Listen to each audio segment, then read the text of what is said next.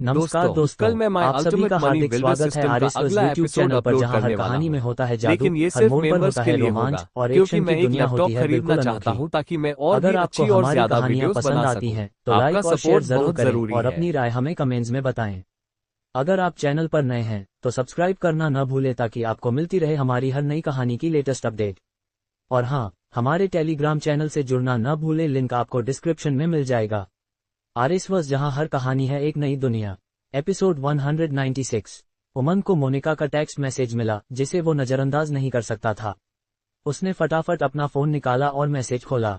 Message का content बहुत छोटा था, सिर्फ कुछ शब्द। शिवम पर नजर रखो, जरूरत पड़े तो दीपांकर को मार दो या फिर पूरे अरोड़ा परिवार को खत्म कर दो।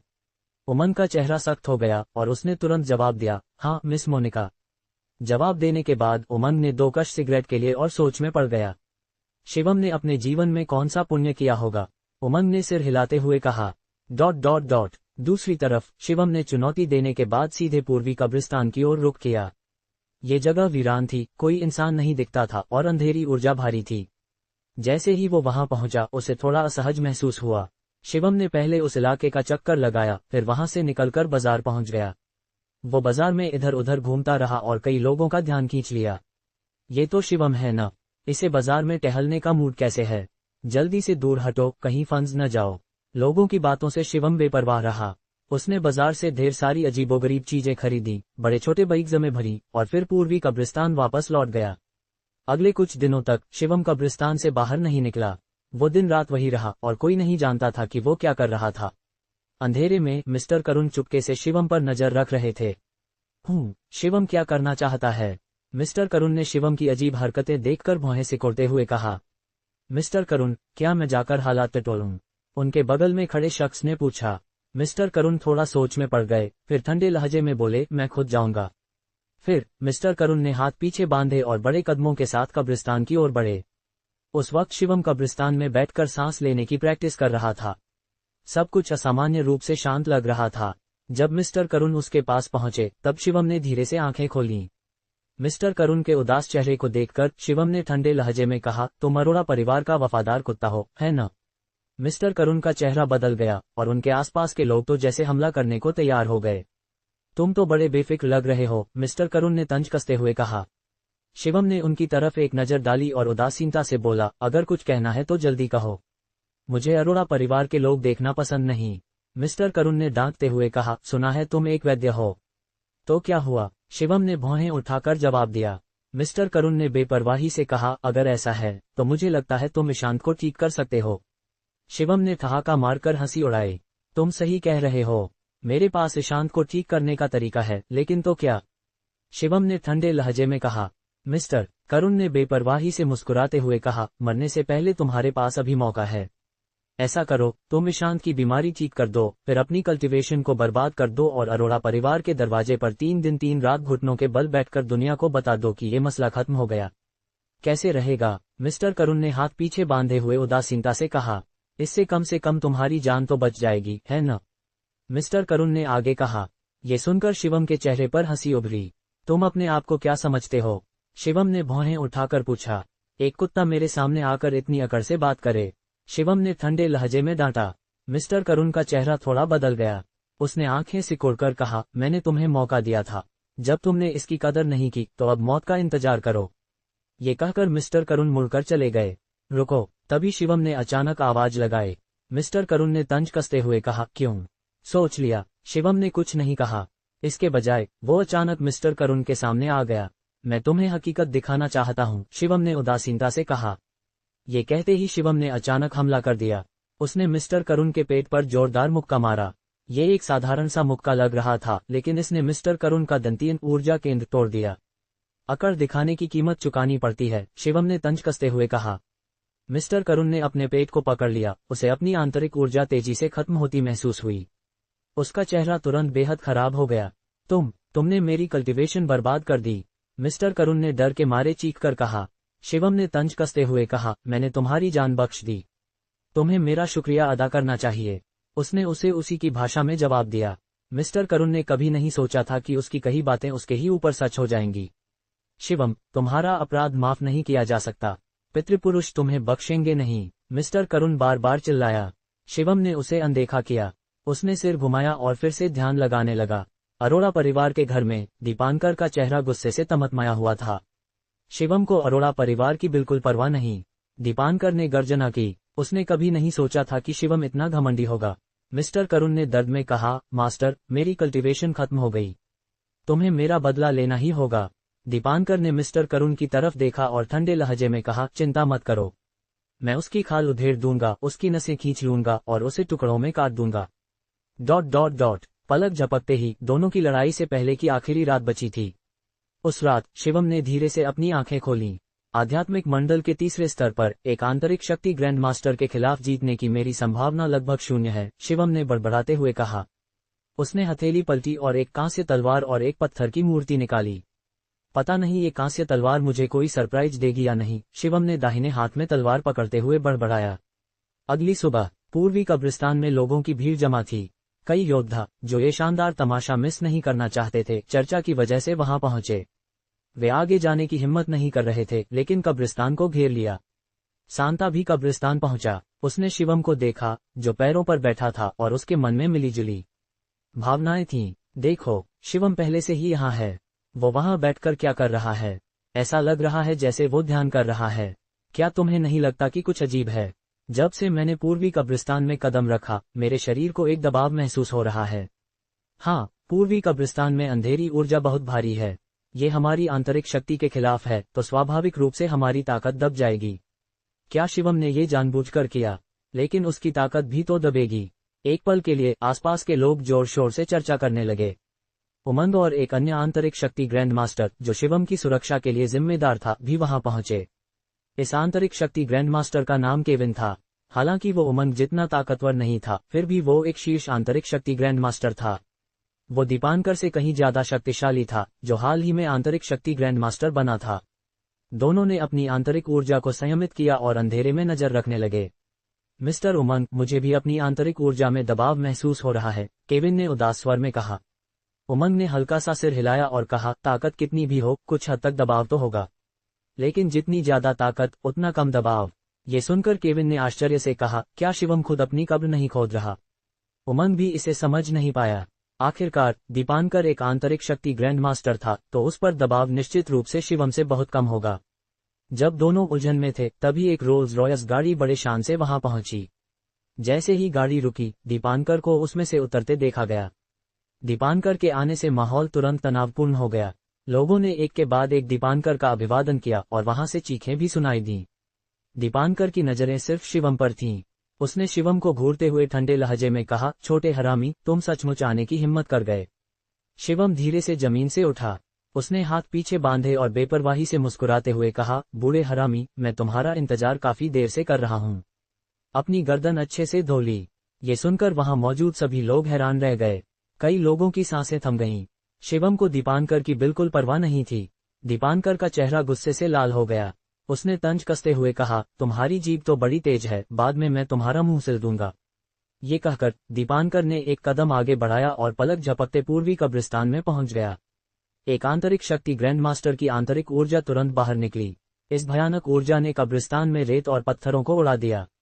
तो ये है एक आंतरिक शक्ति ग्रैंड मास्टर की ताकत, किसी ने चीख कर कहा। कितनी जबरदस्त ताकत है, मुझे तो सांस लेना भी मुश्किल लग रहा है। आंतरिक शक्ति ग्रैंड मास्टर वाकई अपने नाम के हकदार हैं। इस ऊर्जा को महसूस करने के बाद शिवम की भौहें थोड़ा सिकुड़ गईं। इस ऊर्जा की ताकत स्पष्ट रूप से शिवम की कल्पना से परे थी। तुमने मेरे बेटे को चोट पहुंचाई और मेरे परिवार की इज्जत मिट्टी में मिलाई। अगर मैं तुम्हें नहीं मारता तो मैं दीपांकर इंसान नहीं। दीपांकर ने सिर उठाकर गर्जना की। उसकी आवाज में आंतरिक शक्ति थी जिसने सभी के कानों को दर्द से भर दिया। शिवम ने दीपांकर को ठंडी नजरों से देखा और कहा, ये तुम्हारा बेटा था जिसने मेरी चीजें छीनी। और ईशांत की बात करें तो मैं उसे चोट नहीं पहुंचाना चाहता था। सब इसलिए हुआ क्योंकि उसने मुझे छोड़ने से इनकार कर दिया। बकवास बंद करो, मर। दीपांकर ने उसकी बात नहीं सुनी। उसने अपनी आंतरिक शक्ति को इकट्ठा किया और शिवम पर हमला करने के लिए हाथ उठाया। एक आंतरिक शक्ति ग्रैंड मास्टर की ताकत तुरंत फट पड़ी। उसके मुक्के से उठी हवा इतनी तेज थी कि हवा को चीरती हुई लग रही थी। ये मुक्का बेहद शक्तिशाली था और तुरंत शिवम के शरीर पर जा लगा। धड़ाम, शिवम का शरीर उड़ गया और पहाड़ी चट्टान से जा टकराया। छोटा सा पहाड़ टूट गया और उसमें दरारें पड़ गईं, फिर वो ढह गया। सब हैरान रह गए, सिर्फ एक मूके में इतनी ताकत थी। एक आंतरिक शक्ति ग्रैंड मास्टर की ताकत कल्पना से परे थी। क्या खत्म हो गया? किसी ने भौहें सिकोड़ते हुए कहा। अगर खत्म हो गया तो ये सब बेकार था। दीपांकर ने हाथ पीछे नहीं बांधे और शिवम को ठंडी नजरों से देखा। जल्द ही शिवम खंडहरों से बाहर निकला। उसके कपड़े फट चुके थे, जिससे उसकी मजबूत मांसपेशियां दिख रही थीं। लेकिन हैरान करने वाली बात यह थी कि शिवम का शरीर बिल्कुल भी घायल नहीं था। क्या जबरदस्त मुक्का था, शिवम ने अपने शरीर को देखते हुए बड़बड़ाया। साथ ही शिवम ने मन ही मन सोचा, उसके शरीर की मजबूती भी कल्पना से परे थी। अगले ही पल दीपांकर फिर से आगे बढ़ा। उसके कातिलाना इरादों के साथ वो पलक झपकते शिवम के सामने पहुंच गया। धड़ाम के साथ शिवम जमीन से हवा में उछल गया। दीपांकर ने पीछा किया और एक और मुक्का शिवम की पीठ पर मारा। जो शिवम अभी हवा में उछला था वो फिर से जमीन पर जोर से गिरा। जमीन पर एक बड़ा गड्ढा बन गया, लेकिन दीपांकर ने अभी भी हार नहीं मानी। शिवम एक कठपुतली की तरह था और वो बिल्कुल भी प्रतिरोध नहीं कर पा रहा था। ये पूरी तरह से कुचलने वाली हार है। शिवम क्या सोच रहा है? अपनी इस ताकत के साथ वो दीपांकर को कैसे चुनौती दे सकता है? खत्म हो गया। शिवम बिल्कुल भी जवाबी हमला नहीं कर पा रहा। सांता भी हैरान था। दीपांकर के मुंह के उसकी कल्पना से परे थे। अगर मेरी जगह होता तो मैं शायद अब तक मर चुका होता, सांता ने बड़बड़ाते हुए कहा। एक के बाद एक हमलों के बाद शिवम एक गहरे गड्ढे में जा गिरा। माहौल पूरी तरह से शांत था। काफी देर तक गहरे गड्ढे में कोई हलचल नहीं हुई। दीपांकर ने उस दिशा में ठंडी नजरों से देखा और कहा, यहाँ तक कि एक शीर्ष स्तर का आंतरिक शक्ति पास मास्टर भी इन मुखों को नहीं झेल सकता। तुम तो मरे ही समझो। तभी गहरे गड्ढे से एक आवाज आई। एक आकृति स्विश करके गड्ढे से बाहर निकली। शिवम का शरीर हल्की सुनहरी रोशनी से ढका था। उसका शारीरिक ढांचा पूरी तरह से सलामत था, जैसा कि एक आंतरिक शक्ति ग्रैंड मास्टर से उम्मीद थी। अगर मेरे पास संत शरीर तकनीक न होती तो ये कुछ मुक्के मेरे शरीर को चकनाचूर कर देते, शिवम ने अपने शरीर को देखते हुए धीरे से कहा। दीपांकर का चेहरा थोड़ा बदल गया। उसने ठंडे लहजे में कहा, बच्चे, लगता है तुम में कुछ दम है। शिवम ने दीपांकर को देखा और उदास स्वर में कहा, दीपांकर, तुम्हारी ताकत वाकई मेरी सोच से ज्यादा है। दीपांकर ने आंखें सिकुड़कर जोर से हंसा। बच्चे, अभी मैंने सिर्फ 50% ताकत का इस्तेमाल किया था, वरना तुम अब तक लाश बन चुके होते। 50% ताकत? वहां मौजूद सभी लोग हैरान रह गए। करीब 50% ताकत में इतनी शक्ति थी तो उसकी पूरी ताकत कितनी भयानक होगी। स्विश! तभी दीपांकर फिर से आगे बढ़ा। उसका मुक्का मजबूत आंतरिक ऊर्जा से लिपटा हुआ था और वो शिवम के चेहरे की ओर बढ़ रहा था। वही पुराना दांव, ये बेकार है। शिवम ने गर्जना की और सीधे उसका सामना करने के लिए आगे बढ़ा। खट! एक तेज आवाज हुई। शिवम को लगा कि उसकी बांह सुन्न हो गई, जैसे ये आंतरिक शक्ति से चकनाचूर हो जाएगी। धड़ाम! दीपांकर ने रुकने का नाम नहीं लिया और आगे बढ़ता रहा। पलक झपकते ही दोनों पक्षों ने 10 से ज्यादा मुक्कों का आदान प्रदान किया, लेकिन शिवम बिल्कुल भी कमजोर नहीं पड़ा। ये कैसे मुमकिन है? शिवम तो सिर्फ एक आंतरिक शक्ति मास्टर हैंड्स है, फिर वो एक आंतरिक शक्ति ग्रैंड मास्टर के साथ मुक्कों का आदान प्रदान कैसे कर रहा है? क्या शिवम अपनी ताकत छुपा रहा है? यहाँ मौजूद कोई भी दीपांकर के इन मुक्कों को नहीं झेल सकता। 10 से ज्यादा मुक्कों के बाद शिवम को लगने लगा कि उसकी बांह इसे और नहीं झेल सकती। दीपांकर का चेहरा तेजी से उदास होता जा रहा था। ये गतिरोध उसके लिए अपमान था। शिवम, तुमने मुझे सचमुच गुस्सा दिला दिया है। दीपांकर ने सिर उठाकर गुस्से में गर्जना की और अपनी आंतरिक ऊर्जा को तुरंत चरम पर ले गया। धड़ाम! एक और मुक्का। इस मुक्के के बाद शिवम इसे और नहीं झेल सका। एक आंतरिक शक्ति ग्रैंड मास्टर का पूर्ण शक्ति वाला हमला कल्पना से परे था। यहाँ तक कि संत शरीर तकनीक के साथ शिवम की बांह लगभग टूट गई थी। इस आंतरिक शक्ति ने शिवम को इतना झकझोर दिया कि वो खून की उल्टी करने लगा। स्विश! शिवम दूसरी बार जमीन पर जा गिरा और इस बार शिवम की हालत बेहद खराब लग रही थी। उसका पूरा शरीर खून से लथपथ था और उसका मांस फट गया था, जिससे उसकी सफेद हड्डियां दिख रही थीं। दीपांकर ने तंज कसते हुए हंसा। एक आंतरिक शक्ति ग्रैंड मास्टर के सामने तुम्हारे पास कोई जवाबी हमला नहीं है। दीपांकर ने हाथ पीछे बांधे हुए कहा। उसे जीत का पूरा भरोसा था। भीड़ में उमंग ने भौहें सिकोड़ लीं। वो शिवम को घूरता रहा और कुछ सोचने लगा। शिवम, मैं तुम्हें अभी मार डालूंगा और अपने बेटे का बदला लूंगा। दीपांकर ने चीख कर कहा और अपनी हथेली नीचे की। ये हथेली आसमान और जमीन को ढक सकती थी। हवा में एक विशाल हथेली बन गई। हथेली नीचे दब रही थी और सब कुछ कुचल रही थी। मिस्टर उमंग, अब हमें कुछ करना चाहिए, केविन ने चिंतित होकर कहा। जैसे ही केविन कुछ करने वाला था, उमंग ने उसे रोक लिया। थोड़ा और इंतजार करो। उमंग ने सिर हिलाया। उसे याद आया जब उसने पहली बार शिवम को सबक सिखाया था। उस समय शिवम को उमंग ने कई बार गिराया था, लेकिन वो फिर भी खड़ा हो गया। अंत में उसकी क्षमता फट पड़ी और उसने उमंग को भी चोट पहुंचाई। मुझे विश्वास है कि वो इतनी आसानी से नहीं गिरेगा, उमंग ने शिवम की दिशा में देखते हुए ठंडे लहजे में कहा। उच्च आकाश में विशाल हथेली अभी भी नीचे लुढ़क रही थी।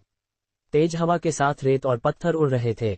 लुढ़कती शक्ति ने जमीन को लगभग डुबो दिया, और जमीन के नीचे कोई और नहीं बल्कि शिवम था। मिस्टर उमंग, हमें कुछ करना होगा। अगर शिवम को कुछ हो गया तो मिस मोनिका हमें कभी माफ नहीं करेंगी, केविन ने चिंतित होकर कहा। उमंग ने अभी भी केविन को पीछे खींचा और सिर हिलाया। थोड़ा और इंतजार करो। बजा। वो बड़ी हथेली आखिरकार जोर से नीचे गिरी। जमीन पर तुरंत एक विशाल हथेली का निशान बन गया। खत्म हो गया, दीपांकर ने हाथ पीछे बांधे हुए उदासीनता से कहा। माहौल पूरी तरह शांत था। सभी ने सांस रोके शिवम की दिशा में देखा। लगता है ये लड़का वाकई मर गया। एक आंतरिक शक्ति ग्रैंडमास्टर के सामने इतने समय तक टिकना भी काफी प्रभावशाली है। पास में खड़ा सांता सिर हिलाया। उसके मन में मिली जुली भावनाएं थीं। लगता है इस बार कोई चमत्कार नहीं होगा, सांता ने बड़बड़ाते हुए कहा। उसने पहले ही संत शरीर तकनीक का इस्तेमाल कर लिया था, लेकिन फिर भी वो इसे नहीं झेल सका। शिवम इसे कैसे झेल सकता था? जैसे ही सभी ने अपना फैसला सुना दिया, शिवम के शरीर से एक बार फिर रोशनी फट पड़ी। इस बार सुनहरी रोशनी और भी चमकदार थी और उसकी त्वचा के रोमच्छिद्र तुरंत गहरे सुनहरे रंग में बदल गए। इस शानदार रोशनी के तहत शिवम का शरीर धीरे धीरे जमीन से उठा। जैसा कि मैंने सोचा, उमंग तुरंत खुश हो गया। मुझे पता था कि ये लड़का इतनी आसानी से नहीं गिरेगा। शिवम नहीं मरा। सभी ने हैरानी से सांस ली। दीपांकर की हथेली की कुचलने वाली शक्ति के तहत न केवल शिवम जीवित था, बल्कि उसकी आंतरिक ऊर्जा और भी मजबूत थी। शुक्र है, मेरे पास संत शरीर तकनीक का दूसरा स्तर है। शिवम ने अपने बर्बाद शरीर को देखा और धीरे से बड़बड़ाया। इतने कम समय में अपनी स्तर को बढ़ाना लगभग असंभव था। इसलिए शिवम ने इन कुछ दिनों में संत शरीर तकनीक को दूसरे स्तर तक कल्टिवेट किया। छोटे हरामी, तुम वाकई भाग्यशाली हो। दीपांकर का चेहरा ठंडा था और उसका लहजा कुछ गुस्से से भरा था। शिवम को इतने कम समय में खत्म न कर पाना अच्छी बात नहीं थी। दीपांकर जो चाहता था वो सिर्फ शिवम को मारना नहीं था, बल्कि उसका इस्तेमाल अपनी ताकत दिखाने के लिए करना था। शिवम ने दीपांकर को देखा और ठंडे लहजे में कहा, दीपांकर, फिर से आजमा। दीपांकर ने चीख कर कहा, तुम खुद मौत को बुला रहे हो। ये कहते हुए दीपांकर की आकृति अचानक गायब हो गई और वो तेजी से शिवम के पास पहुंच गया। तुम मेरे साथ करीबी लड़ाई करना चाहते हो? यही तो मैं चाहता हूं, शिवम ने ठंडे लहजे में कहा। उसने अपनी सुनहरी मुट्ठी बांधी और दीपांकर का सामना करने के लिए सीधे आगे बढ़ा। मुखों की हवा ने हवा में विस्फोटक आवाजें पैदा की। धड़ाम धड़ाम आवाजें बार बार गूंज रही थीं, लेकिन इस बार शिवम बिल्कुल भी कमजोर नहीं पड़ा। उसने दीपांकर को भी दबा लिया। दीपांकर का चेहरा थोड़ा खराब हो गया। शिवम का शारीरिक ढांचा उसकी कल्पना से परे था। हर बार जब वो टकराते, दीपांकर की मुट्ठी में झंझनाहट महसूस होती। ये कैसे मुमकिन है? वो तो बस एक साधारण आंतरिक शक्ति मास्टर हैंड्स है, फिर उसका शरीर इतना मजबूत कैसे हो सकता है? जैसे जैसे लड़ाई आगे बढ़ी, दीपांकर और ज्यादा घबराने लगा। अगर ऐसा ही चलता रहा तो ये उसके लिए अच्छा नहीं होगा। और पास में खड़े दर्शक तो और भी हैरान थे। शिवम वाकई दीपांकर पर हावी हो रहा था, और वो आंतरिक शक्ति मास्टर हैंड्स के स्तर पर। दोनों के बीच 2 स्तर का अंतर था। जान लो कि यहाँ तक कि पौराणिक ये किंग ने भी सिर्फ एक स्तर ऊपर वाले से लड़ाई की थी। इस लड़के की क्षमता कल्पना से परे है। उमंग बहुत हैरान था। इस पल में उसका नजरिया पूरी तरह बदल गया। अगर शिवम को थोड़ा समय दिया जाए तो वो वाकई शानदार प्रगति कर सकता है। वूश! आखिरकार दीपांकर और नहीं टिक सका। उसके पैरों के नीचे हवा का एक झोंका आया और वो तेजी से पीछे हट गया। मैं इस बच्चे के साथ उसकी शारीरिक ताकत से नहीं लड़ सकता। दीपांकर ने अपनी थोड़ा सुन्न हुई बांह को हिलाया और धीरे से बड़बड़ाया। शिवम के शरीर पर सुनहरी रोशनी कम नहीं हुई। उसने सिर उठाकर दीपांकर को देखा। उसकी आंखों में जबरदस्त लड़ाई की भावना थी। मैं तुमसे खेल खेल में थक गया हूं, दीपांकर ने ठंडे लहजे में कहा। मैं भी तुमसे खेल खेल में थक गया हूं। शिवम के चेहरे पर कोई भाव नहीं था। कमीने, मैं तुम्हें अभी नरक भेज दूंगा। दीपांकर का चेहरा क्रूर हो गया और वो गुस्से में गरजा। उसके मुखों ने धीरे धीरे हवा में हिलना शुरू किया और एक भयानक आंतरिक ऊर्जा उसकी मुट्ठियों पर इकट्ठा होने लगी। उसकी मुट्ठियां चमकने लगी और रोशनी बढ़ती गई जब तक कि वो 2 विशाल डिस्क की तरह नहीं हो गईं। खतरनाक आंतरिक ऊर्जा के निशान चारों तरफ फैल गए। इस भयानक दबाव ने लोगों का दम घोंट दिया। जो कमजोर थे वो खून की उल्टी करने लगे। धड़ाम! एक तेज आवाज के साथ दीपांकर की मुट्ठियों पर रोशनी 2 ड्रैगन सिर में बदल गई। ये तकनीक थी अरोड़ा परिवार की तुरुप का डिवाइन ड्रैगन फिस्ट। ईशांत की तुलना में दीपांकर द्वारा दिखाई गई ताकत कई गुना ज्यादा थी। ये डिवाइन ड्रैगन फिस्ट है। दीपांकर को इस हद तक मजबूर होना पड़ा। डिवाइन ड्रैगन फिस्ट को अरोड़ा परिवार के पूर्वजों ने बनाया था। ये एक छोटे पहाड़ को भी चकनाचूर कर सकता है। लगता है शिवम मुसीबत में है। सभी लोग एक खतरनाक आंतरिक ऊर्जा से घिर गए थे, यहाँ तक कि उमंग का चेहरा भी गंभीर हो गया। इस डिवाइन ड्रैगन फिस्ट की ताकत कल्पना से परे है, उमंग ने धीरे से कहा। केविन ने सिर हिलाया। उसने घबराते हुए कहा, मिस्टर उमंग, अब कुछ करना होगा। इस बार उमंग को भी यही विचार आया। इस मौके से निकली आंतरिक ऊर्जा बहुत भयानक थी। जितनी जल्दी हो सके लड़ाई खत्म करने का मौका ढूंढो, उमंग ने केविन को देखते हुए धीरे से कहा। केविन ने हल्का सा सिर हिलाया।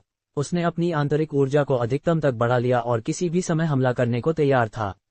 आखिरकार आ गए। हवा में बने 2 ड्रैगन सिरों को देखते हुए शिवम का चेहरा थोड़ा गंभीर हो गया। छोटे हरामी, नरक में जा। दीपांकर के बाल बेतहाशा लहरा रहे थे क्योंकि उसने अपनी मुठ्ठियां अचानक नीचे की। 2 विशाल ड्रैगन सिर तुरंत शिवम की ओर बढ़े। अगर ध्यान से सुनो तो ड्रैगन की गर्जना की हल्की सी आवाज भी सुनाई देती थी। आज मैं तुम्हारे ड्रैगन सिर को काट दूंगा, शिवम ने जोर से चीखा। उसने अपनी हथेली पलटी और एक कांस्य तलवार उसके हाथ में आ गई। आजा, शिवम का शरीर हवा में उछला। कांस्य तलवार को पकड़कर उसने 2 ड्रैगन सिरों पर जोर से वार किया। खट, जैसे ही कांस्य तलवार ने ड्रैगन सिरों को छुआ, तुरंत स्टील और लोहे की टक्कर जैसी आवाज आई। 2 ड्रैगन सिर बिल्कुल भी प्रभावित नहीं हुए। कांस्य तलवार ने सिर्फ एक सफेद निशान छोड़ा। दूसरी तरफ शिवम को अपनी बांह सुन्न होती महसूस हुई। उसका अंगूठा फट गया और खून टपकने लगा। हा, ये बेकार है। शिवम, तुम आज पक्का मरोगे। दीपांकर पागलों की तरह हंसा।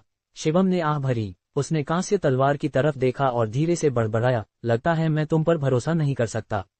शिवम के दुखी चेहरे को देखकर उमंग ने जल्दी से कहा, अब और इंतजार नहीं कर सकते, हमला करो। लेकिन अगले ही सेकंड में शिवम के होंठों पर एक मुस्कान उभरी।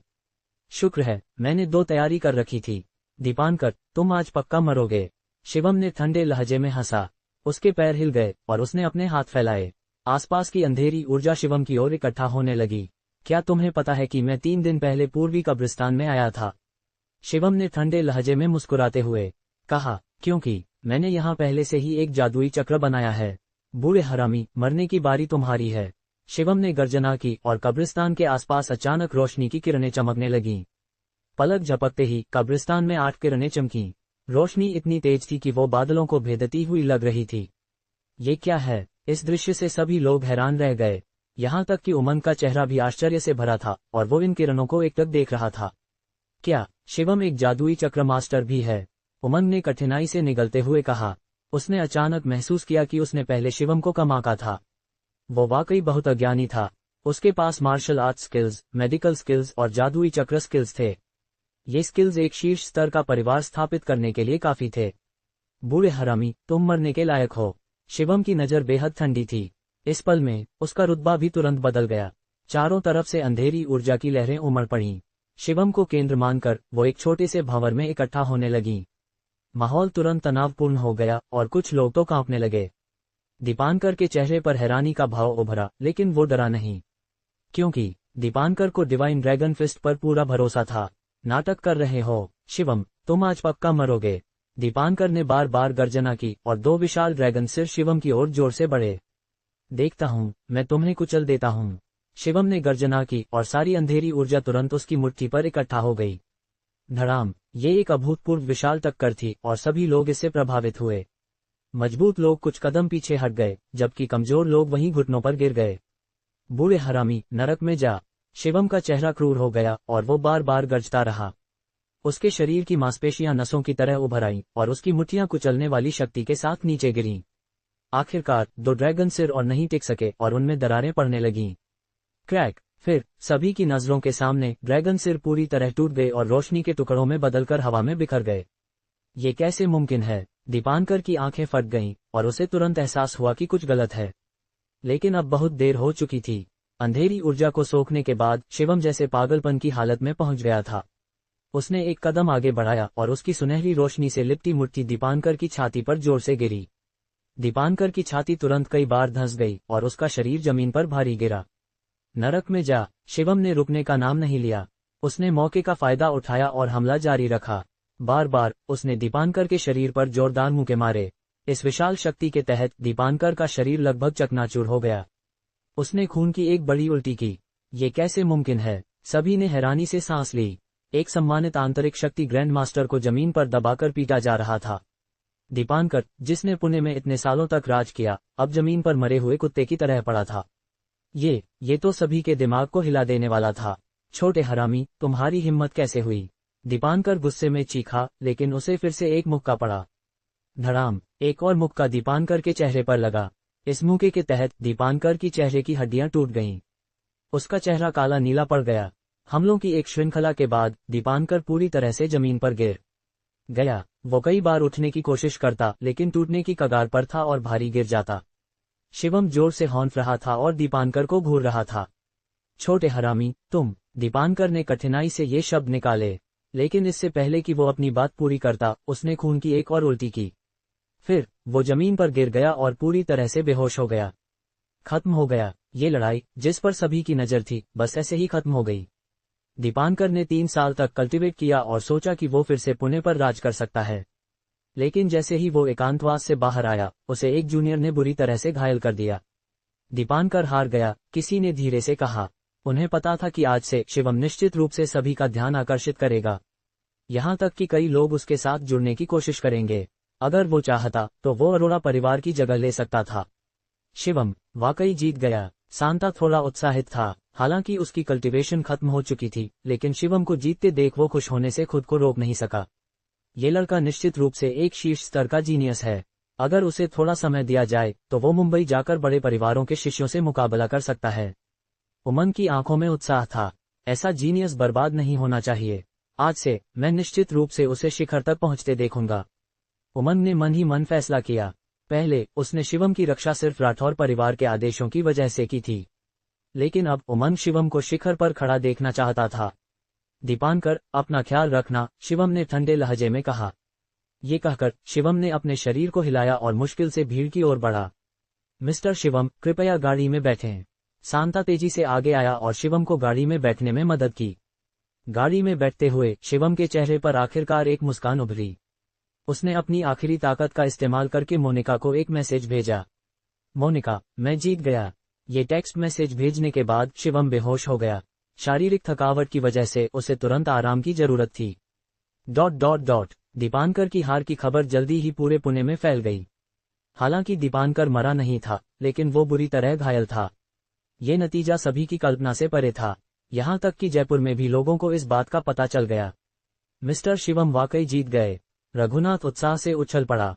लेकिन जिन व्यापारियों ने शिवम के साथ विश्वासघात किया था, उन्हें थोड़ी चिंता होने लगी। उन्होंने एक निजी मीटिंग की और तय किया कि क्या उन्हें जयपुर छोड़ देना चाहिए।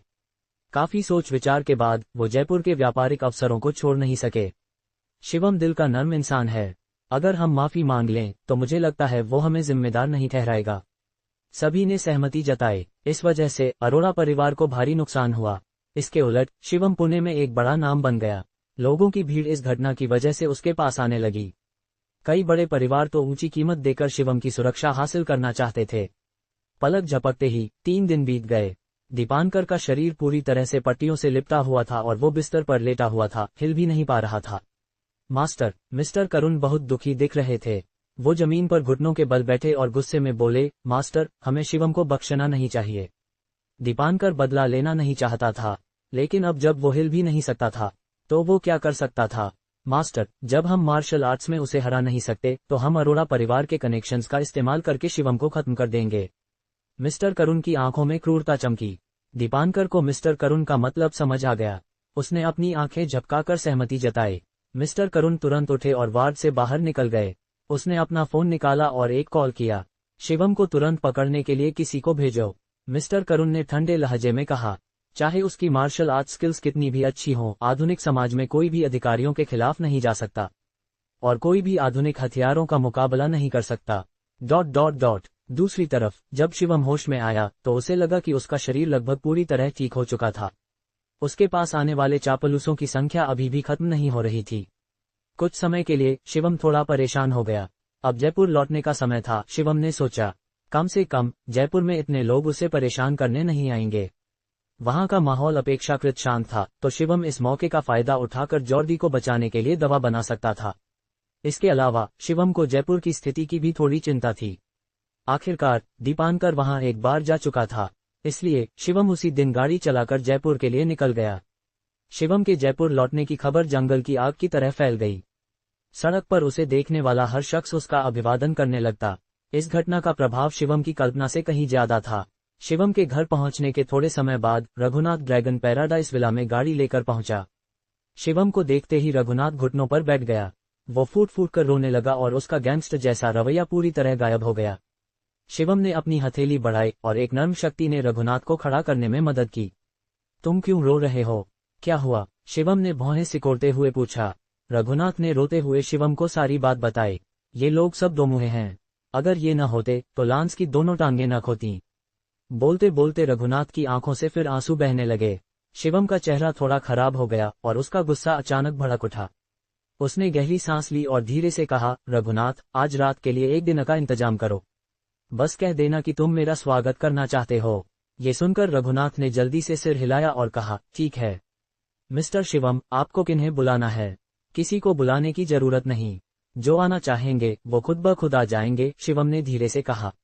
रघुनाथ ने जल्दी से सिर हिलाया और कहा, मैं अभी जाकर इंतजाम करता हूँ। रघुनाथ के जाने के बाद शिवम मुड़ा और ऊपर चला गया। जब दीपांकर आसानी से इस समूह के व्यापारियों को बुला सकता था तो शिवम क्यों नहीं? शायद मैं बहुत कम प्रोफाइल रहा, शिवम ने सोचा। इसी वजह से शिवम की इज्जत लोगों के दिलों में उतनी नहीं थी। फिर शिवम ने एक शेफ ढूंढा और एक टेबल भरकर खाना तैयार किया और सभी के आने का इंतजार करने लगा। शाम को अनगिनत व्यापारी वहां पहुंचने लगे। जयपुर के लोग इस मौके को मिस नहीं करना चाहते थे। वे सभी ड्रैगन पैराडाइज विला में शानदार तोहफे लेकर पहुंचे। यहां तक कि रमन कल्याण भी वहां पहुंचा। मिस्टर शिवम, मुझे सचमुच नहीं पता था कि तुम इतने कम समय में इतना कुछ हासिल कर लोगे, रमन कल्याण ने आह भरते हुए कहा। शिवम ने मुस्कुराकर कहा, मैं बस भाग्यशाली था। मिस्टर शिवम, इतना विनम्र मत बनो, रमन कल्याण ने कड़वी हंसी के साथ कहा। जल्द ही ड्रैगन पैराडाइज विला लोगों से खचाखच भर गया। इन लोगों में कुछ लोग आत्मा पोषण गोली पर निर्भर थे और कुछ सिर्फ शिवम का स्वागत करने आए थे। थोड़ी देर बाद रघुनाथ भी वहां पहुंचा। वो लांस को व्हीलचेयर पर धकेलते हुए शिवम की ओर बढ़ा। मिस्टर शिवम, लांस ने शिवम का अभिवादन किया। व्हीलचेयर पर बैठे लांस को देखकर शिवम को थोड़ा अपराधबोध हुआ। चिंता मत करो, तुम्हारी टांग ठीक हो जाएगी, शिवम ने लांस के कंधे पर थपथपाया। रघुनाथ ने दांत पीसते हुए कहा, मिस्टर शिवम, इन लोगों को किसी भी कीमत पर बख्शना मत। शिवम ने मुस्कुराकर कहा, मेरे अपने प्लान हैं, कृपया अपनी जगह लो। फिर शिवम ने रघुनाथ को बैंक्वेट हॉल में ले गया। रघुनाथ को देखते ही वहां मौजूद कई लोगों के चेहरे खराब हो गए। मिस्टर रघुनाथ, तुम भी आए हो। बोलने वाला शख्स कैफ था, जो एक फार्मास्यूटिकल फैक्ट्री का मालिक था। पहले कैफ की कंपनी बहुत साधारण थी, लेकिन जब से उसने शिवम के साथ रिश्ता जोड़ा, उसकी कंपनी भी बड़े पैमाने पर विकसित हो गई। और वो इस समूह का लीडर था। जब उन्होंने दीपांकर की चापलूसी की थी तो वो सबसे पहले सामने आया था। जब तुम जैसे कचरे यहाँ हो सकते हो तो मैं क्यों नहीं आ सकता, रघुनाथ ने गुस्से में कहा। कैफ ने हल्के से हंसा और कहा, मिस्टर रघुनाथ, इतना गुस्सा क्यों हो? जल्दी बैठो, थोड़ा पीते हैं। रघुनाथ ने हंसते हुए कुछ नहीं कहा। शिवम टेबल पर आने के बाद कैफ ने सबसे पहले वाइन ग्लास उठाया, फिर खड़ा हुआ और बोला, मिस्टर शिवम, तुम्हारी सम्मानजनक वापसी के लिए बधाई। मैं तुम्हारे लिए टोस्ट करता हूँ। ठीक है, शिवम ने अपना वाइन ग्लास उठाया और कैफ के साथ टकराया। कैफ तुरंत खुश हो गया। लगता था कि शिवम उसे दोषी नहीं ठहरा रहा था, इसलिए बाकी लोग भी उसका अनुसरण करने लगे और एक एक करके शिवम के साथ ग्लास टकराने लगे। शिवम ने किसी को मना नहीं किया और एक एक करके सभी के साथ ग्लास टकराया। इससे रघुनाथ थोड़ा उलझन में पड़ गया। उसने चिंतित होकर कहा, मिस्टर शिवम, ये लोग। रघुनाथ अपनी बात पूरी करने से पहले ही शिवम ने उसे हाथ के इशारे से रोक दिया। वे खाते पीते रहे। इस दिन का माहौल काफी सौहार्दपूर्ण था। सिर्फ रघुनाथ उदास था। जल्द ही खाना खत्म हो गया। मिस्टर शिवम, मुझे नहीं पता था कि तुम इतने कामयाब हो। हम तुम्हारी बहुत इज्जत करते हैं, कैफ ने मुस्कुराते हुए कहा। बाकी लोग भी उसका अनुसरण करने लगे और चापलूसी करने लगे। शिवम ने मुस्कुराया। उसने अपने हाथ में वाइन ग्लास नीचे रखा और भीड़ की ओर देखा। सब लोग धन के लिए ऐसा करते हैं तो इसमें सही गलत जैसी कोई बात नहीं। भले ही तुम लोग दीपांकर के साथ चले गए, मैं समझ सकता हूँ, शिवम ने धीरे से कहा। ये सुनकर वहां मौजूद सभी लोगों ने राहत की सांस ली। लेकिन कुछ लोगों ने दूसरों के बुरे वक्त में फायदा उठाया। ये मुझे थोड़ा घिनौना लगता है। शिवम ने बात बदलते हुए कहा और उसका लहजा तुरंत ठंडा हो गया।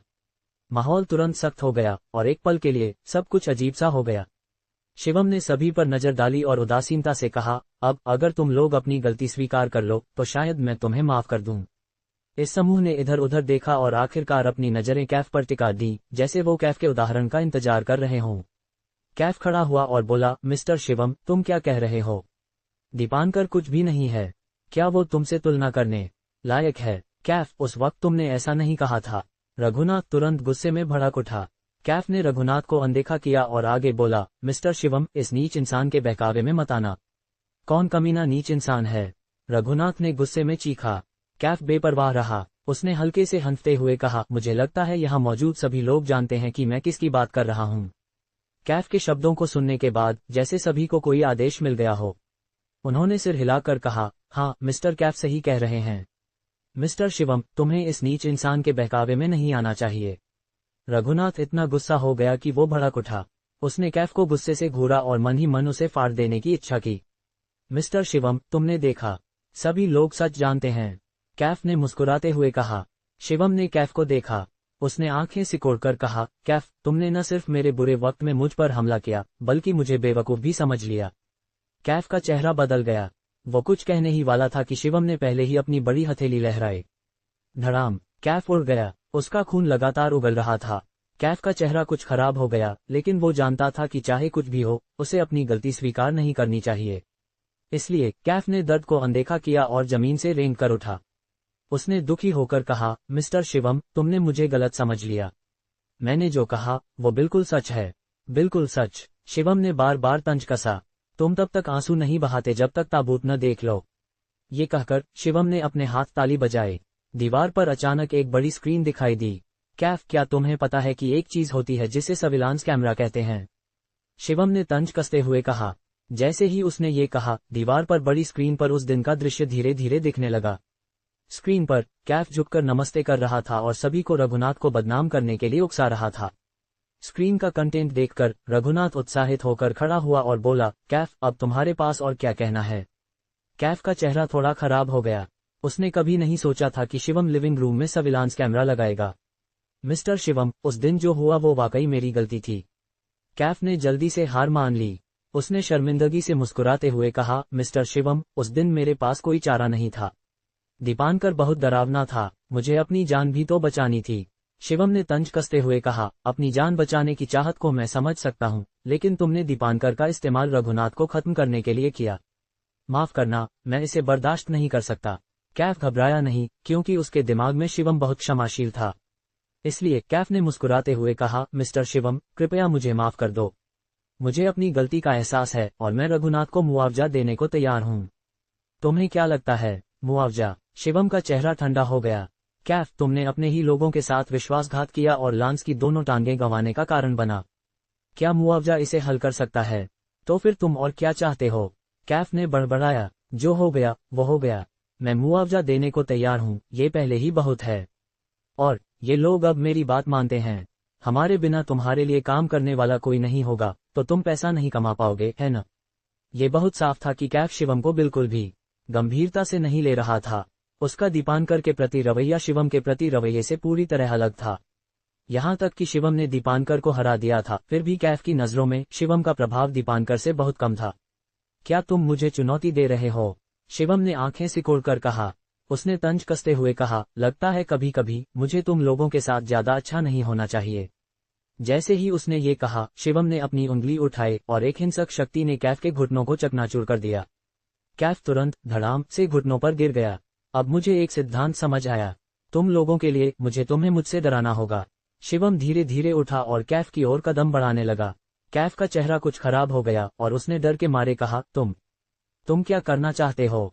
अगर मैं तुम्हें नहीं मारता तो भविष्य में कौन मेरे सामने झुकेगा? शिवम की आवाज में जबरदस्त कातिलाना इरादा था।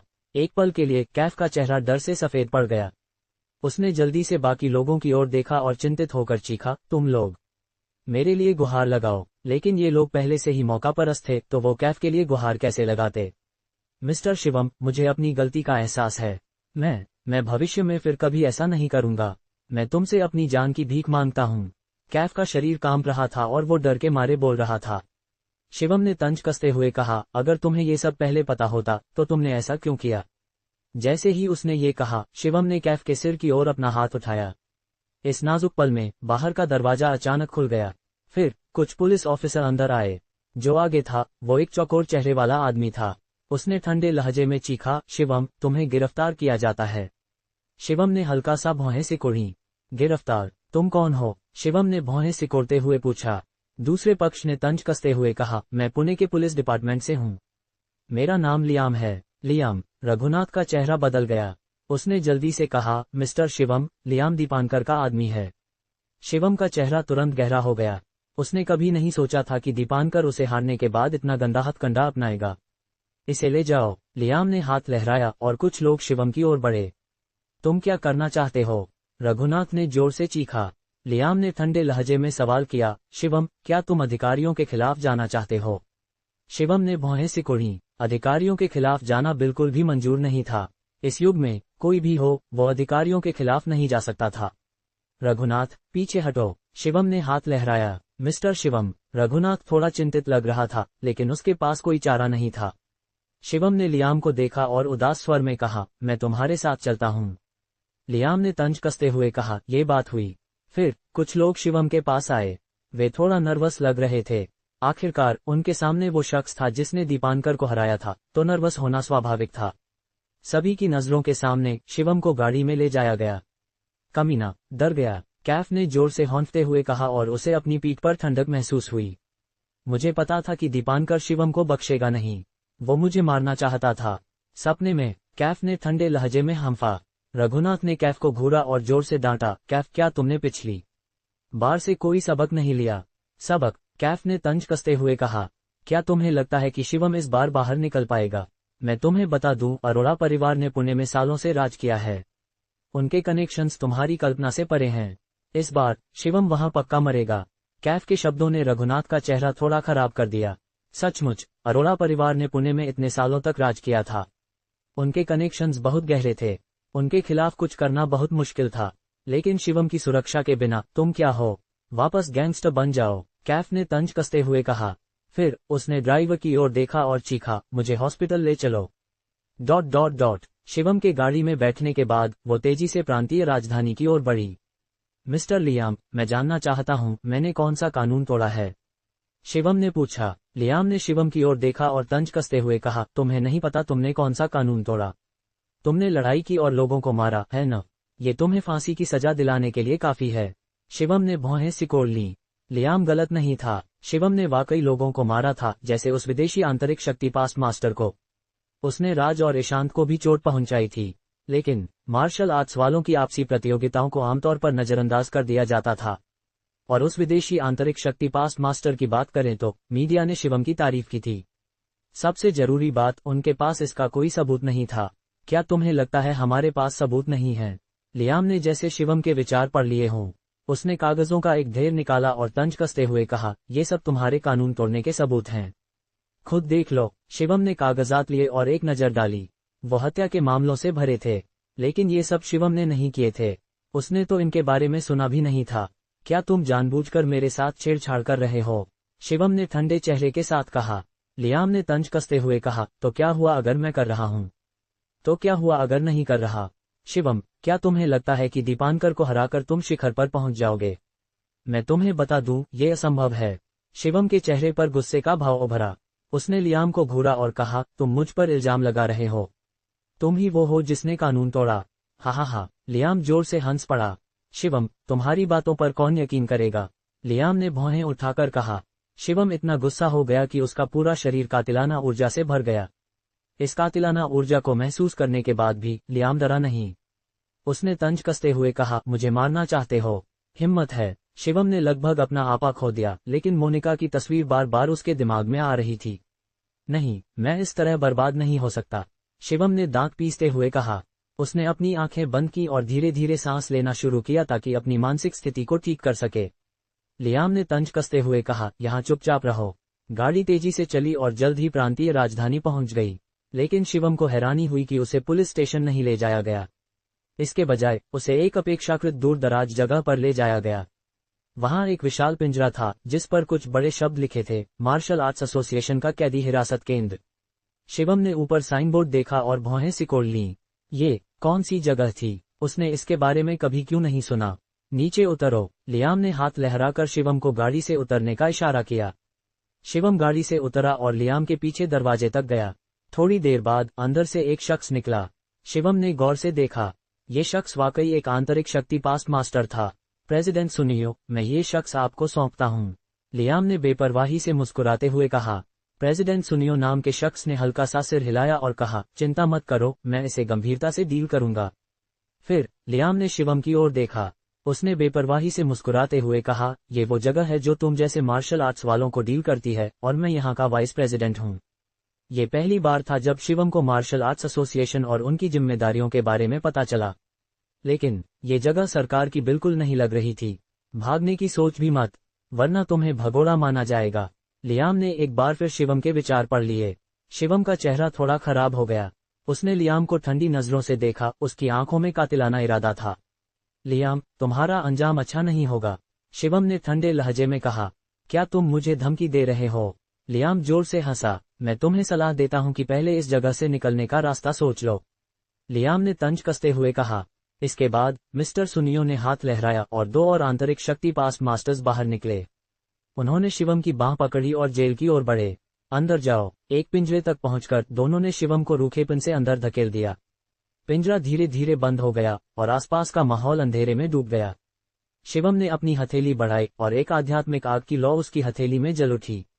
इस आध्यात्मिक आग की रोशनी की मदद से शिवम ने आसपास का जायजा लिया। यहाँ का माहौल बेहद खराब था। न सिर्फ रोशनी नहीं थी, बल्कि सोने की जगह भी नहीं थी। शिवम ने आसपास की आंतरिक ऊर्जा को महसूस करने की कोशिश की, लेकिन उसे लगा कि यहाँ की आंतरिक ऊर्जा जैसे ब्लॉक कर दी गई हो। मैं यहाँ मर तो नहीं जाऊंगा न, शिवम ने भौहें सिकोड़ते हुए कहा। उसने कभी नहीं सोचा था कि दीपांकर इतना नीच तरीका अपनाएगा। ... अरोड़ा परिवार के घर में। मास्टर, शिवम को हिरासत में ले लिया गया है। सुनियो संबंधित दस्तावेज तैयार कर रहा है। जैसे ही दस्तावेज तैयार होंगे शिवम का मरना तय है, मिस्टर करुण ने रिपोर्ट दी। दीपांकर मुश्किल से उठा और ठंडे चेहरे के साथ कहा, खबर फैलाओ। मैं चाहता हूं कि पुणे का हर शख्स जान ले कि यहाँ कोई भी अरोड़ा परिवार के खिलाफ नहीं जा सकता। हाँ, मिस्टर करुण ने जल्दी से सहमति जताई। अगले दिन ये खबर तेजी से जयपुर में फैल गई। इस बार सभी का दीपांकर के प्रति रवैया नफरत और डर दोनों से भरा था। दीपांकर वाकई बेशर्म है। जब वो खुद में सक्षम नहीं था तो उसने इतने नीच तरीके अपनाए। शिवम को दबाने के लिए अपने कनेक्शंस का इस्तेमाल करना वाकई घिनौना है। हाय, क्या कर सकते हैं? अरोड़ा परिवार के पुणे में इतने गहरे कनेक्शंस हैं, उन्हें भड़काने से क्या फायदा? सभी लोग जोर शोर से चर्चा करने लगे। इस बार उन्हें शिवम पर तरस आने लगा। आखिरकार इतने सालों में पुणे में सिर्फ शिवम ही था जिसने अरोड़ा परिवार को चुनौती दी और कामयाबी हासिल की। ... इस पल में मिस्टर दास को भी ये खबर मिली। पापा, तुम्हें शिवम को बचाने का कोई रास्ता सोचना होगा, अनु ने मिस्टर दास की बांह हिलाते हुए चिंतित स्वर में कहा। मिस्टर दास का चेहरा भी बेहद खराब था। वो एक के बाद एक सिगरेट पी रहा था।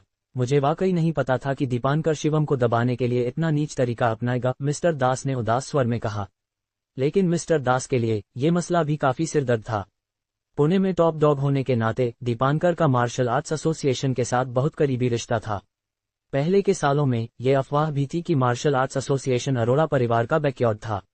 यहाँ तक कि अगर मिस्टर दास उसकी मांग करने जाता तो मार्शल आर्ट्स एसोसिएशन शायद झुकता नहीं। पापा, कुछ तो बोलो, अनु ने चिंतित होकर कहा। मिस्टर दास थोड़ा चुप रहा, फिर खड़ा हुआ और बोला, मैं दीपांकर से बात करने जाऊंगा। शायद अभी भी कोई मौका हो।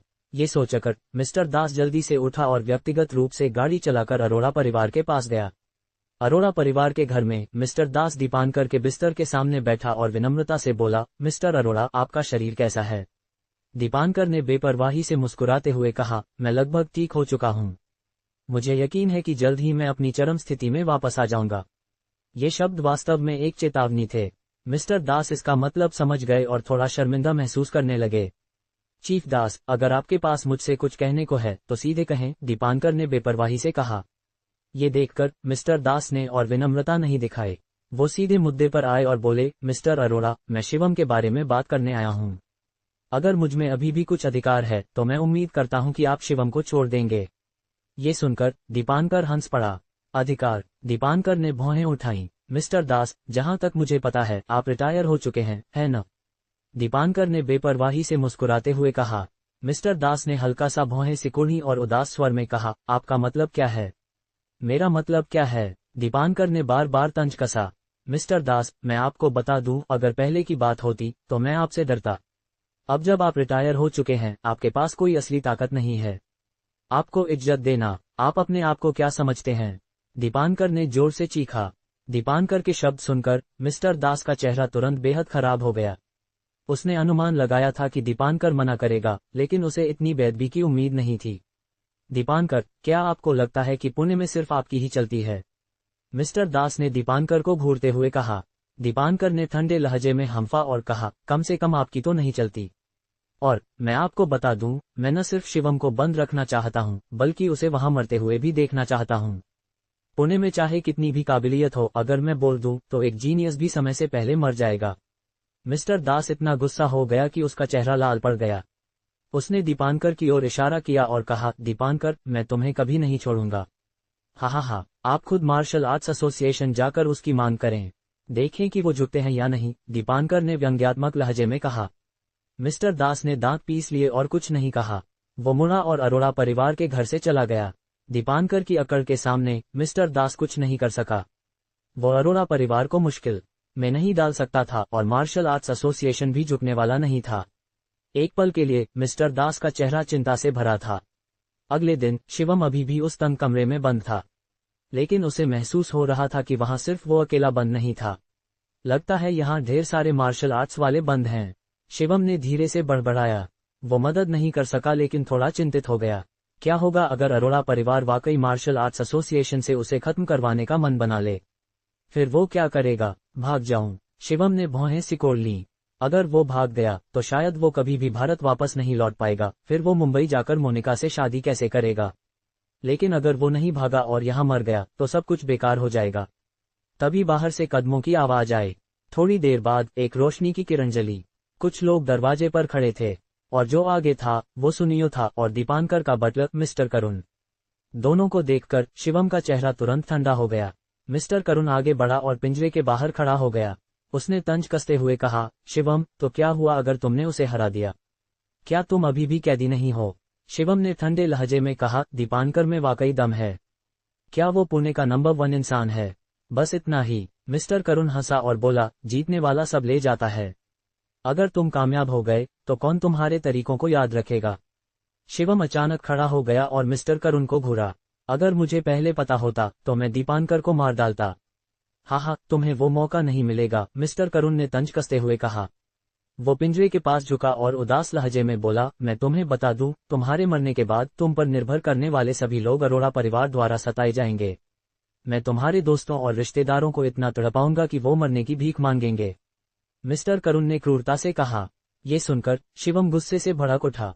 उसने अचानक अपनी आध्यात्मिक ऊर्जा छोड़ी और मिस्टर करुण की छाती पर जोर से मारा।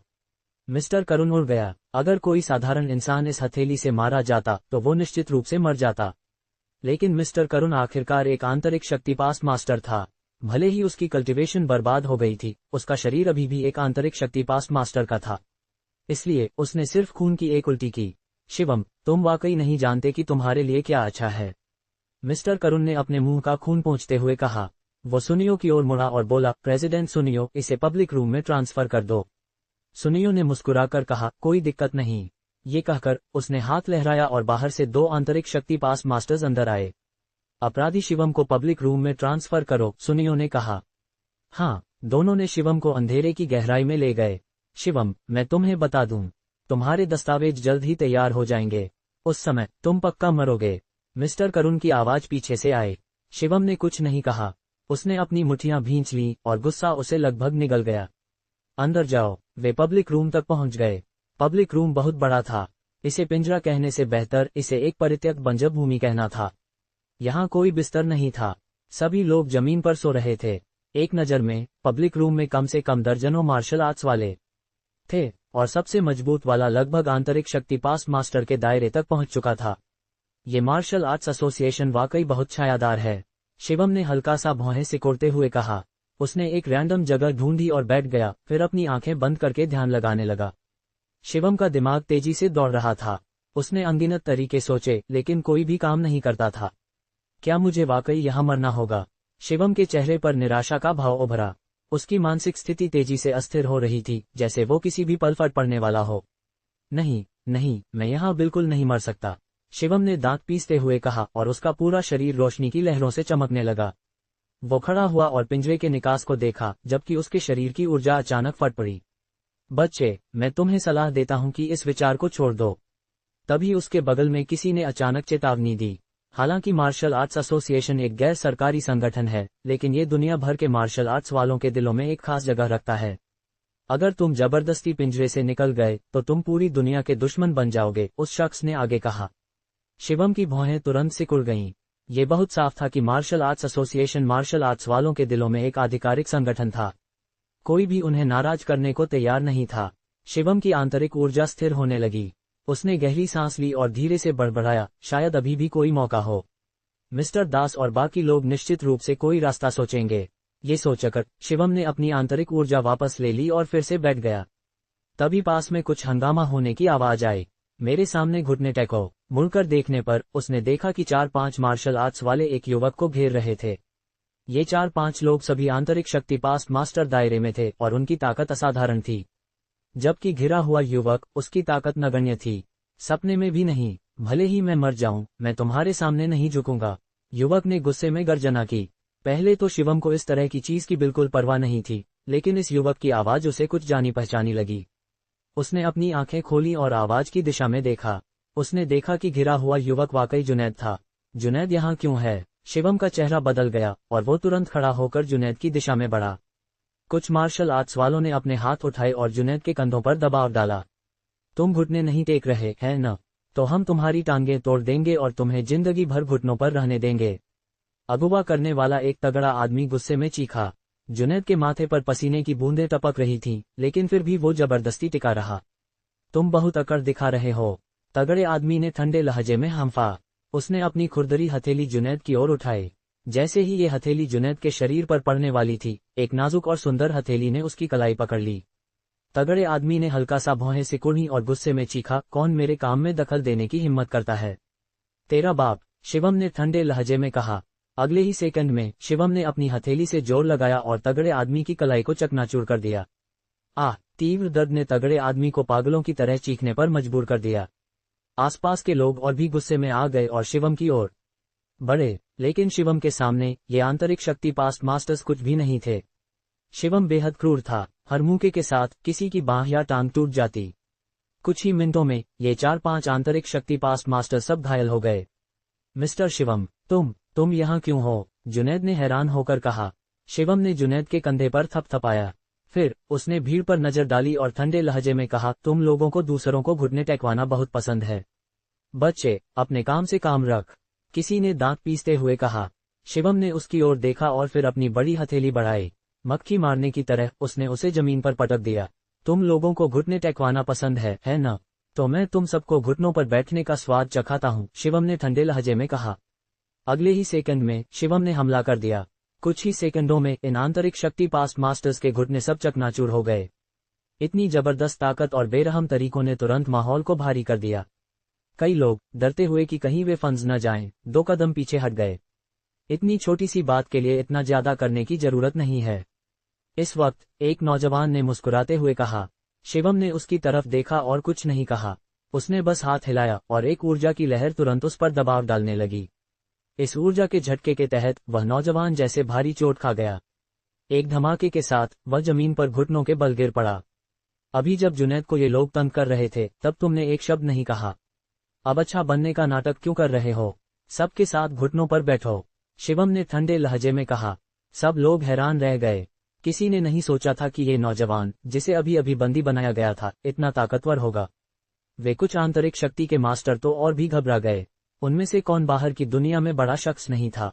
कौन ऐसा था जिसे लोग तरजीह न देते? लेकिन अब शिवम ने उनकी टांगें तोड़ दी थीं और वे जमीन पर घुटनों के बल बैठे थे। इस पल उन्हें डर लगने लगा। साहब, हमें अपनी गलती का एहसास हो गया। प्लीज, बड़े दिल से माफ कर दीजिए, किसी ने धीमी आवाज में कहा। शिवम ने उसकी तरफ देखा और ठंडे लहजे में कहा, घुटनों पर बैठो। 1 घंटे तक खड़े मत होना। ये कहकर शिवम ने जुनैद को एक तरफ खींच लिया।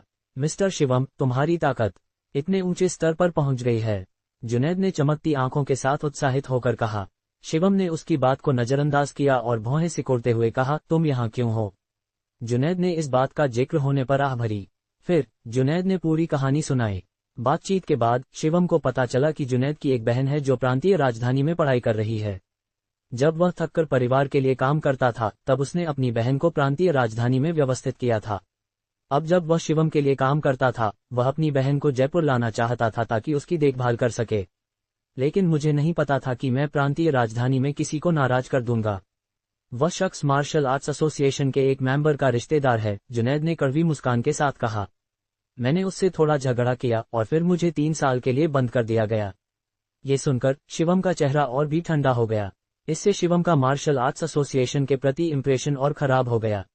यह मार्शल आर्ट्स एसोसिएशन सचमुच बिना किसी तर्क के काम करती है, शिवम ने ठंडे लहजे में कहा। जुनैद ने आह भरी और कहा, हम क्या कर सकते हैं? शिवम समझ नहीं पा रहा था कि इतनी नाइंसाफी करने वाली संस्था क्यों मौजूद है और इसे दुनिया के सभी मार्शल आर्टिस्ट्स को नियंत्रित करने का हक कैसे है। सबसे जरूरी बात, दुनिया का कोई भी मार्शल आर्टिस्ट कभी इसके खिलाफ बगावत करने की नहीं सोचता, बल्कि वे इसे अधिकार मानते हैं। ये सचमुच हास्यास्पद था। मिस्टर शिवम, तुम यहाँ क्यों हो? जुनैद ने हैरानी से पूछा। इस बात का जिक्र होने पर शिवम चुप हो गया। उसे नहीं पता था कि इस बार आने के बाद वह यहाँ से निकल पाएगा या नहीं। शायद वह यहीं मर जाए। ये सोचकर वह कड़वी हंसी हंस पड़ा। मिस्टर शिवम, क्या हुआ? जुनैद ने पूछा। शिवम ने सिर हिलाया और मुस्कुराया। कुछ नहीं, वैसे क्या मैंने तुम्हें सांस लेने की एक्सरसाइज सिखाने का वादा नहीं किया था? इस वक्त शिवम को अचानक कुछ याद आया। जुनैद ने सिर हिलाया और कहा, हाँ, मैंने सोचा था कि तुम भूल गए। हाय, मेरे दिमाग में बहुत सारी बातें थीं, मैं सचमुच भूल गया था, शिवम ने कड़वी मुस्कान के साथ कहा। जब तक वक्त है मैं तुम्हें सांस लेने की एक्सरसाइज सिखा देता हूँ, शिवम ने उदास स्वर में कहा। जुनैद ने शिवम का लंबे समय तक बिना शिकायत के साथ दिया था और शिवम के पास उसे देने के लिए कुछ नहीं था।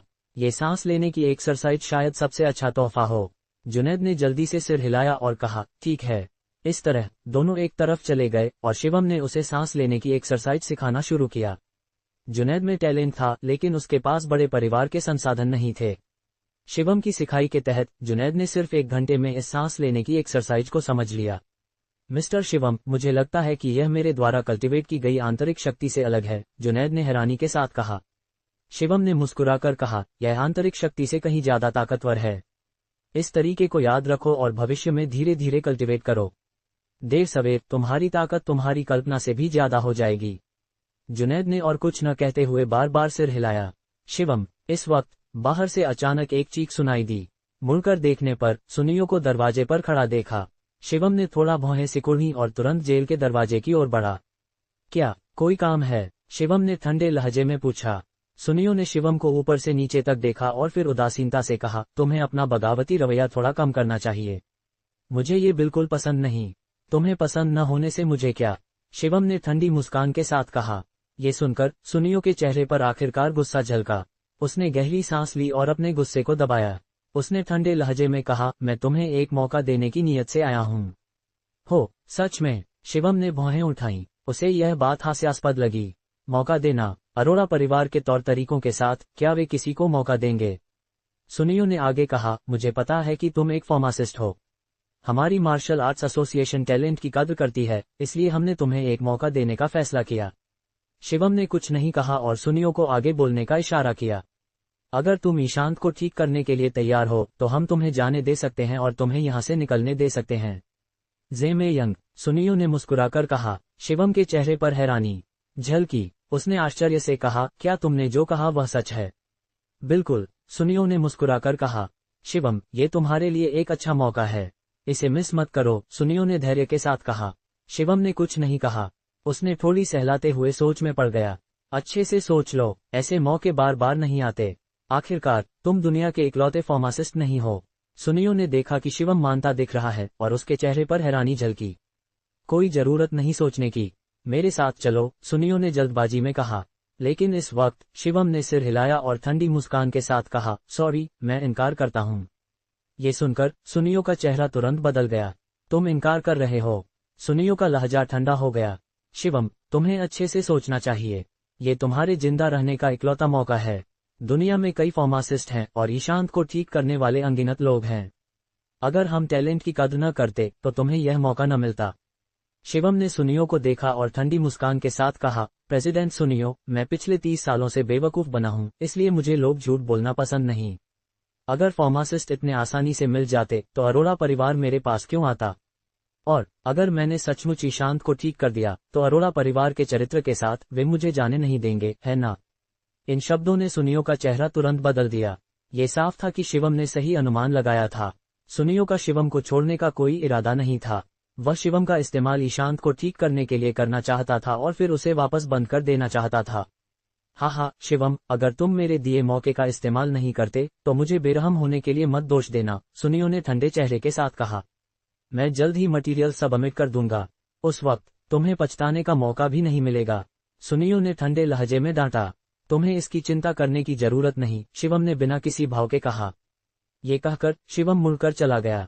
हालांकि सुनियो गुस्से में था, लेकिन उसके पास और कोई चारा नहीं था। उसे जाना पड़ा। वह सीधा ऑफिस वापस गया। ऑफिस में दीपंकर वहां बैठकर चाय पी रहा था। प्रेसिडेंट सुनियो कैसा रहा? क्या शिवम मान गया? दीपंकर ने पूछा। सुनियो ने सिर हिलाया और आह भरी, मिस्टर दीपंकर, शिवम हमारी सोच से ज्यादा चालाक है। उसने हमारी मंशा भांप ली। दीपंकर ने तुरंत मेज पर जोर से थप्पड़ मारा और खड़ा हो गया। वह गुस्से में चिल्लाया, क्या तुम मेरे बेटे को सारी जिंदगी बिस्तर पर लेटे रहने दोगे? दीपंकर के गुस्से के सामने सुनियो कुछ कहने की हिम्मत नहीं कर सका। वह बस कांपते हुए एक तरफ खड़ा रहा। अगर सचमुच कोई रास्ता न बचा तो शिवम को छोड़ दो, शायद वह तुम्हारे बेटे की बीमारी ठीक कर सके, सुनियो ने सुझाव दिया। दीपंकर ने सुनियो की तरफ ठंडी नजर से देखा और कहा, नहीं, इस लड़के को मरना ही होगा। साफ था कि दीपंकर घबरा चुका था। अगर शिवम नहीं मरा तो यह अरोड़ा परिवार के लिए आपदा होगी। वह कभी किसी को अरोड़ा परिवार की पोजीशन को चुनौती देने की इजाजत नहीं देगा। सुनियो ने आह भरी और कहा, तो फिर हमारे पास कोई रास्ता नहीं है। दीपंकर ने सुनियो को ठंडी नजर से देखा और कहा, मटीरियल्स तुरंत सबमिट करो और शिवम को मार डालो। बाकी बातें बाद में देखेंगे। दीपंकर के लिए परिवार की पोजीशन उसके बेटे ईशांत की जिंदगी से भी ऊपर थी। ... शिवम के पिंजरे में लौटने के बाद जुनैद जल्दी से उसके पास आया। मिस्टर शिवम, तुमने अरोड़ा परिवार को नाराज कर दिया, जुनैद ने अविश्वास के साथ आंखें चौड़ी करके कहा। जैसे ही शिवम कुछ बोलने वाला था, वे कुछ आंतरिक शक्ति के मास्टर जो जमीन पर घुटनों के बल बैठे थे, कुछ लोगों की मदद से शिवम की तरफ आए। इस बार उनके चेहरों पर अब कोई नाराजगी नहीं थी, उसकी जगह अब सम्मान था। मिस्टर शिवम, उन लोगों ने एक साथ हाथ जोड़कर पुकारा। इससे शिवम थोड़ा हैरान हुआ। उसने सामने खड़े लोगों को देखा और आधी मुस्कान के साथ कहा, यह क्या है? उन लोगों ने जल्दी से कहा, हमें सुना है कि हाल ही में पुणे में एक नौजवान ने न सिर्फ अरोड़ा परिवार को ललकारा बल्कि दीपंकर को भी हरा दिया। हमें नहीं पता था कि वह नौजवान तुम हो। हाँ, तुम्हारे कारनामे कब से फैल रहे हैं। हम तुम्हें बहुत पसंद करते हैं। प्लीज पहले हमारी गलती को माफ कर दो। शिवम और भी हैरान हुआ। पिंजरे के अंदर भी उन्हें खबर मिल गई थी। लगता है कि पुणे में अरोड़ा परिवार का प्रभाव वाकई कल्पना से परे है। मिस्टर शिवम, इतने सालों में किसी ने अरोड़ा परिवार को ललकारने की हिम्मत नहीं की। तुम पहले इंसान हो। हाँ, अगर मुमकिन हो तो हम तुम्हारे साथ चलना चाहेंगे। ये लोग सभी आंतरिक शक्ति के मास्टर थे। अगर ये बाहर की दुनिया में होते तो निश्चित रूप से हलचल मचा देते। लेकिन अफसोस, शिवम को यहाँ से निकलने का मौका शायद न मिले। गुस्साई भीड़ को देखकर शिवम जेल की दिशा में देखने लगा। उसने उदास स्वर में कहा, क्यों न तुम लोग मेरे साथ मिलकर मार्शल आर्ट्स एसोसिएशन के खिलाफ बगावत करो और इस जेल से बाहर निकलो। ये कहते ही भीड़ तुरंत चुप हो गई। जो भीड़ अभी तक उत्साहित थी वह अचानक ठंडी और शांत हो गई और कोई बोलने की हिम्मत नहीं कर सका। मिस्टर शिवम, ऐसा नहीं है कि हम तुम्हारी मदद नहीं करना चाहते, लेकिन ये वास्तविक नहीं है, किसी ने कहा। हाँ मिस्टर शिवम, हम तुम्हें सलाह देते हैं कि इस विचार को छोड़ दो। शिवम ने भौहें सिकुड़ी और कुछ हैरानी से कहा, जब मैं आया था तब मैंने देखा था इस मार्शल आर्ट्स एसोसिएशन में बस कुछ आंतरिक शक्ति के मास्टर तैनात हैं। अगर हम सब एकजुट हो जाएं तो बाहर निकलना आसान होगा। मिस्टर शिवम, तुमने जो देखा वह सिर्फ पुणे का मार्शल आर्ट्स एसोसिएशन था। जो लीडर था उसने सिर हिलाया। ये सच है कि पुणे में सिर्फ आंतरिक शक्ति के मास्टर हैं, लेकिन जोंगजोहू का क्या, जिंगदू का क्या? Martial arts association martial artists की आधिकारिक संस्था है। वे कभी किसी को अपने अधिकार को चुनौती देने की इजाजत नहीं देंगे। अगर बगावत हुई तो शायद जोंगजोहू और जिंगदू से लोग हमें खत्म करने के लिए भेजे जाएंगे।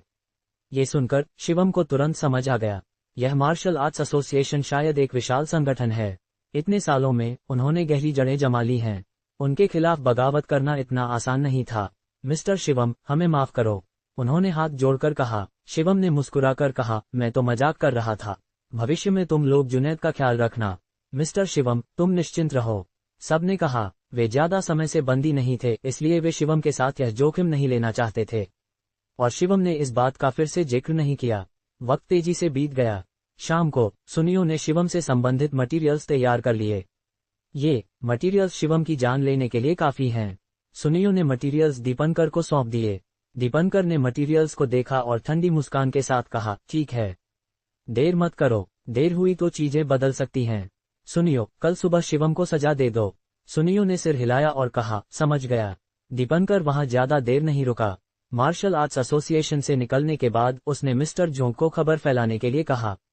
वह पुणे में अरोड़ा परिवार की पोजीशन को बनाए रखना चाहता था और पुणे के हर शख्स को यह बताना चाहता था कि अरोड़ा परिवार को ललकारने की कोशिश नहीं करनी चाहिए, वरना सिर्फ मौत मिलेगी। क्या शानदार चाल थी। ये खबर जल्दी ही पूरे पुणे में फैल गई। एक पल में अनगिनत लोग इस बारे में चर्चा करने लगे। शिवम आखिरकार हार गया, होंगवू ने बूढ़े की तरह धीमी आवाज में बुदबुदाया। जयपुर में भी लोगों को इस बात की खबर मिल गई।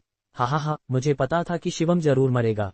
कैफ ने अपने ऑफिस में बैठकर जोर से हंसा, मुंह में सिगार दबाए। उसके चेहरे पर क्रूरता थी। वह मुझे मारना चाहता था, सपने में, कैफ ने ठंडे लहजे में कहा।